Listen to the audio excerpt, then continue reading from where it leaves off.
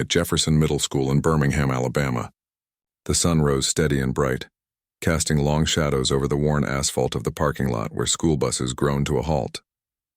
Students poured out in a familiar rush, buzzing with conversations, clutching phones, backpacks slung low, and eyes scanning for their friends. It was the usual organized chaos of the first bell. But for 13-year-old Trinity Hayes, the day didn't start with chatter or confidence. She sat quietly by the flagpole, watching as students moved around her like she was furniture. Trinity was small for her age, soft-spoken, and used to being overlooked until she wasn't. She was also one of only 3 students at Jefferson who used a wheelchair. Born with spina bifida, Trinity had never known a life without wheels under her, but that never kept her from smiling. Her eyes were bright, her answers in class always thoughtful, and she had a laugh that could warm a room. Still, that didn't stop kids like Camden Brooks from treating her like she was less than Camden. 8th grade linebacker, tall, smug, and from a family whose name was etched into the school gym. Didn't like people who didn't fit the mold. He didn't say it out loud. He didn't have to.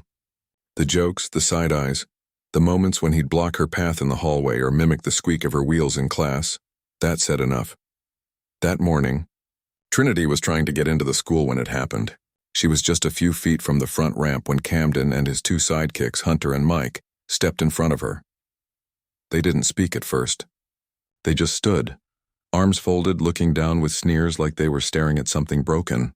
Hunter reached out and flicked the rim of her wheelchair. "You ever think about installing nitro boosters on this thing?" he asked, laughing. Trinity's fingers gripped the wheels. "Come on," Camden said, stepping forward. "Let's clear a path." But instead of stepping aside, he bent down and grabbed the front of her chair. In one motion, he tilted it backward just enough to send her flailing. Trinity's arm shot out, trying to brace herself as the chair teetered and fell. She landed on her side with a thud that seemed to pause the whole front entrance. For a second, the world held its breath. Then came the laughter. A few kids covered their mouths. Others looked away, uncomfortable. But no one moved. Trinity lay still, her backpack half off her shoulder, books scattered. She didn't cry. She didn't yell. She just stared at the sky and whispered something to herself that only she could hear. That was when someone did move. Amia Cross had just stepped off bus 12. She saw the tail end of it. The fall, the laughter, and Camden's stupid grin as he high-fived Mike. Her fists clenched, and before she even realized it, she was pushing through the crowd. Amia wasn't loud. She wasn't class president or a straight-A student, but she had something else. A quiet fire that people only noticed when it started burning. She knelt beside Trinity, helped her sit up, and checked her elbow. "You okay?" Trinity nodded once, lips pressed tight. Amia looked up. "Hey." Her voice cracked through the silence like thunder. "You think that's funny?" Camden turned. "Mind your business." Amia stood slowly, straightening to her full height. Not tall, but enough. "It is my business." The crowd started to shift now. Students gathering like moths to a flame. Camden smirked. "What? You going to lecture me? What are you, her babysitter?" Amia didn't answer. She stepped forward, reached down, and helped Trinity back into her chair. The hallway monitor finally jogged over, late as always, asking what had happened, but no one said a word. The boys melted into the crowd, and the scene ended not with resolution, but with tension thick as smoke. But the story wasn't over. What Camden and the others didn't know was that the school's annual Unity Challenge event was scheduled for later that day. It was part of a statewide initiative to promote inclusion, a day of team-building games and activities designed to bring students together. Everyone would be watching, and students, teachers, even parents. That's when Amia got an idea. During homeroom, she walked up to Ms. Carter and said, "I want to compete this afternoon. I want Camden on my team." Ms. Carter blinked. "You sure about that?" Amia nodded. Positive. By noon, the heat had risen and the field behind the school buzzed with excitement. Teachers set up cones, relay stations, and obstacle courses. The Unity Challenge kicked off with loud music and school spirit. Names were drawn for teams, but Amia had arranged hers carefully, enlisting help from Coach Ramirez to pull strings. Camden, Hunter, and Mike stood in matching red shirts, arms crossed, already bored. Then they saw who their team leader was. Amia stepped out, cool and collected, clipboard in hand. She looked straight at Camden. "Today's challenge is about cooperation," she said. "But let's make it interesting. Final event, obstacle relay. Winner gets to choose someone for the principal's leadership lunch next week. Losers clean the cafeteria for a week." Camden's eyes narrowed. "Deal," he said. 30 minutes later, the obstacle relay began. Each team had to complete a course that included sprinting, climbing, balance beams, and one twist. The final leg was a wheelchair push, with one student riding and holding a baton. Camden scoffed when he saw it. "Seriously?" Amia smiled. "You're pushing her." He blinked. "What?" She nodded toward the side of the field. Trinity, wearing a navy blue t-shirt, her bruised elbow bandaged, her expression calm but unreadable. Trinity rolled herself to the final station. Camden gritted his teeth. She's the final runner?" Amia cut in smoothly. "Rules say one teammate has to ride, the other has to push. Let's go." The crowd stirred. Teachers leaned in. Coach Ramirez blew the whistle. The relay took off. Camden, fueled by something between ego and confusion, ran his leg like his pride depended on it. He tagged Amia, who tagged Mike, and finally they reached the wheelchair station. Camden jogged up, panting, eyes darting. Trinity waited. He grabbed the handles, muttering under his breath, and began to push. But the course wasn't smooth. There were cones, bumps, uneven turf. At one point, Trinity calmly leaned left. "Slow down." "You're tipping the chair," Camden adjusted. The crowd watched in near silence. Then came the final stretch. Amia and the others cheered. "Let's go, Trinity." She lifted the baton and held it high as they crossed the finish line. They won. For a split second, silence blanketed the field. Then came the applause. First from the teachers, then the students. It wasn't raucous or forced, and it was genuine. Even some of Camden's own teammates stared at Trinity with new eyes. She didn't smile, didn't wave. She just sat there, her chest rising and falling, gripping the baton like a torch, her eyes forward and clear. Camden stood behind her, hands still on the wheelchair grips, too stunned to say anything. For the first time since that morning, he wasn't smirking. He was quiet, humbled, and maybe even ashamed. But Amia wasn't done. Later that afternoon, back in the hallway where the fall had happened, she called a meeting with Ms. Carter and Principal Gaines. She wasn't trying to get Camden suspended. That would be easy and pointless. What she wanted was harder. She wanted change. "People saw what happened," she said, standing in the office. "They saw a girl get knocked over and nobody did anything. Nobody spoke up.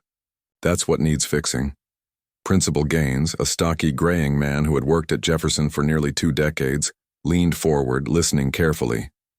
"What do you propose, Ms. Cross?" Amia exhaled slowly. "Give us 10 minutes at tomorrow's assembly. Let Trinity and I speak. Let us show them what it means to stand for someone else." The principal paused, rubbing his chin. "You've got courage, I'll give you that," he nodded. "You'll have your 10 minutes. The next morning, the school filed into the gym for the monthly character counts assembly. It was the usual routine: announcements, student of the month, a speech from a teacher. Most kids barely listened. But then Principal Gaines took the mic and cleared his throat.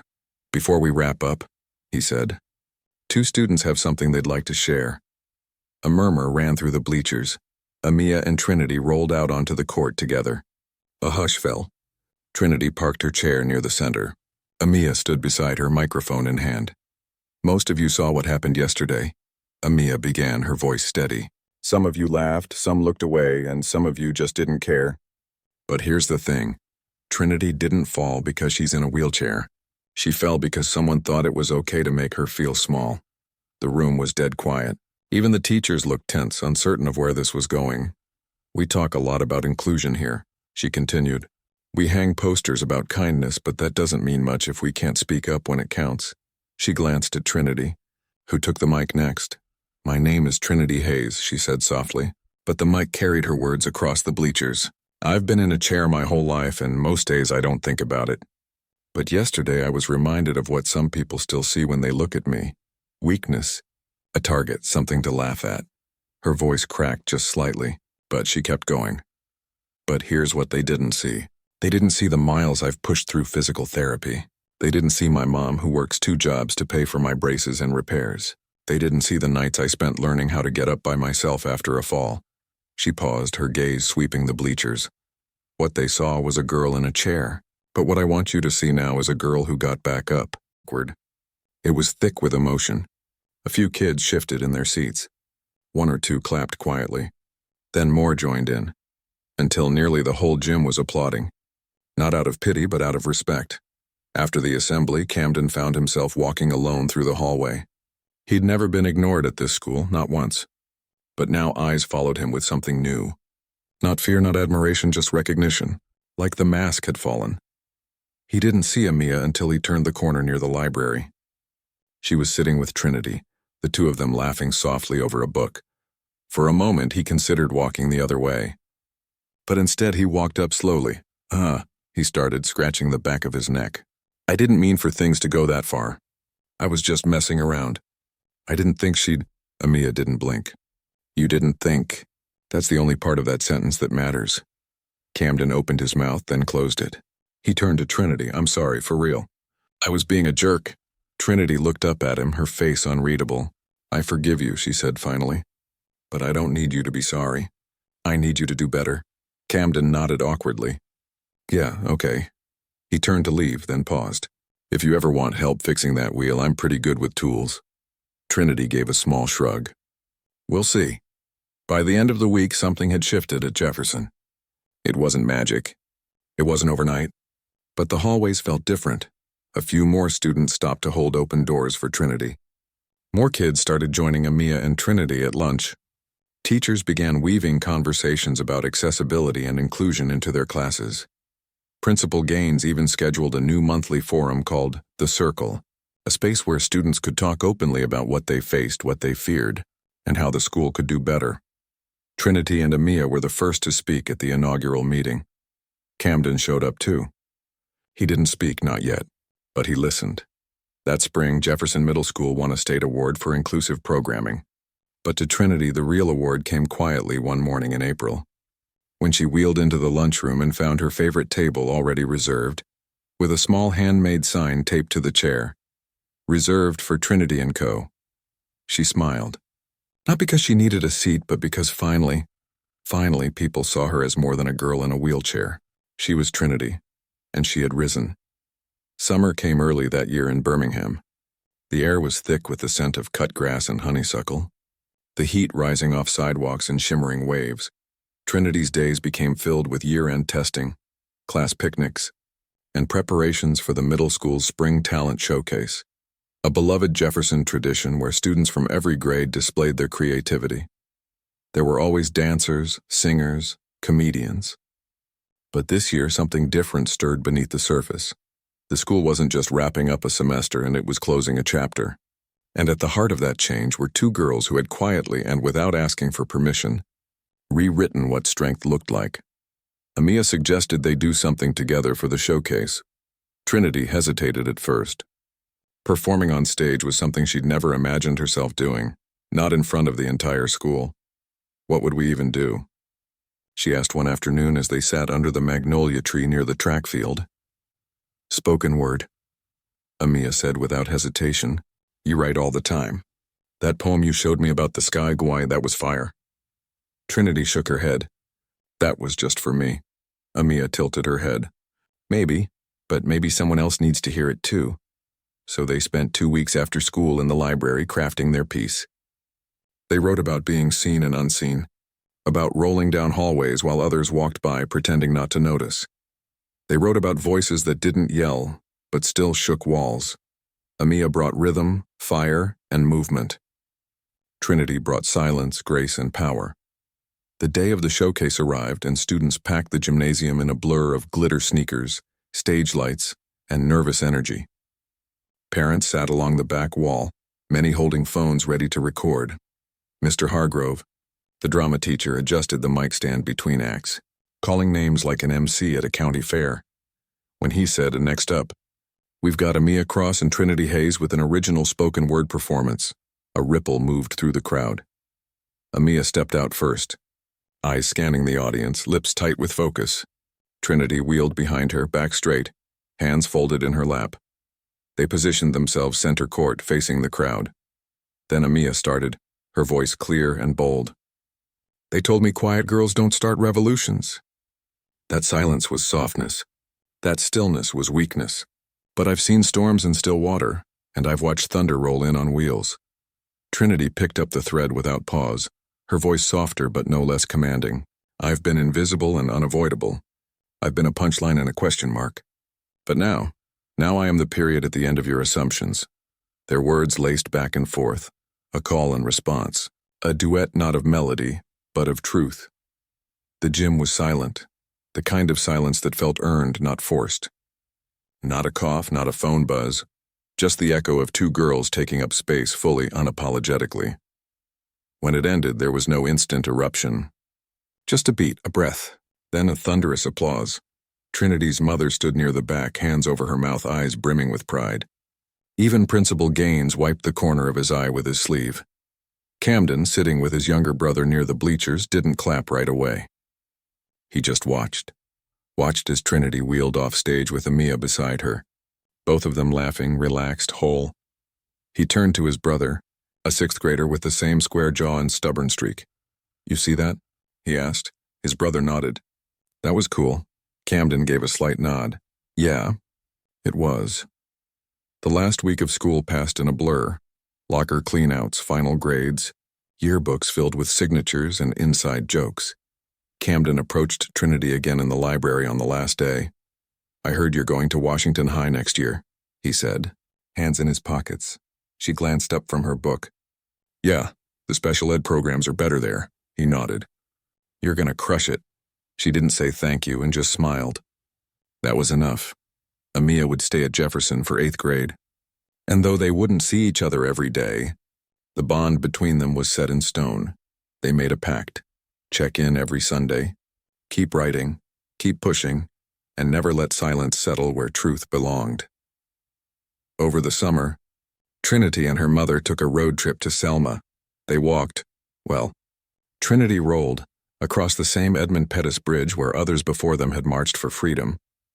Her mother told her stories of her grandfather, who had been part of the movement in '65, and how courage wasn't always loud. "Sometimes," her mother said, looking down at her daughter's chair, "it's a quiet girl on wheels who just keeps showing up." Trinity smiled at that. The bridge shimmered in the heat, and the river below caught the sunlight like glass. She closed her eyes for a moment, feeling the wind rush over her face, and thought, maybe courage isn't something you build. Maybe it's something you remember. Meanwhile, back in Birmingham, Principal Gaines invited Amia to co-lead the first Student Diversity Council for the next school year. "The school needs students with vision," he said, "with voice, and more importantly, with follow-through." Amia accepted without hesitation. She already had plans, new equity initiatives, peer mentorships, and making sure no one else slipped through the cracks the way Trinity almost had. When fall came, both schools felt different. At Washington High, Trinity quickly found herself welcomed into a poetry club where students used words like armor. She shared her spoken word piece at the first open mic. A junior with dyed green hair cried and hugged her afterward. "I needed that," the girl whispered. At Jefferson, Amia led weekly student meetings in room 204. The group grew from 5 to 15 in a month. They hosted dialogue circles, conflict resolution workshops, and in the hallway above the lockers, the school put up a new mural, designed by Amia, painted by art students. It showed two girls, one standing, one seated, both facing forward. Eyes bold, unflinching, above them in big block letters were the words, "Respect doesn't ask permission." No plaque, no dedication, just truth. Years later, long after the mural faded and lockers were replaced, the story lived on. Teachers would point to that hallway, telling new students, that's where it started. The courage, the change, the choice to stand or sit tall. And every now and then, when someone asked what happened that one spring afternoon when a girl in a wheelchair was knocked down and another girl stood up, someone would answer, "That's when we all learned what real strength looks like." Because real strength doesn't always roar. Sometimes it rolls, sometimes it waits, and sometimes, when the world is watching, it rises together.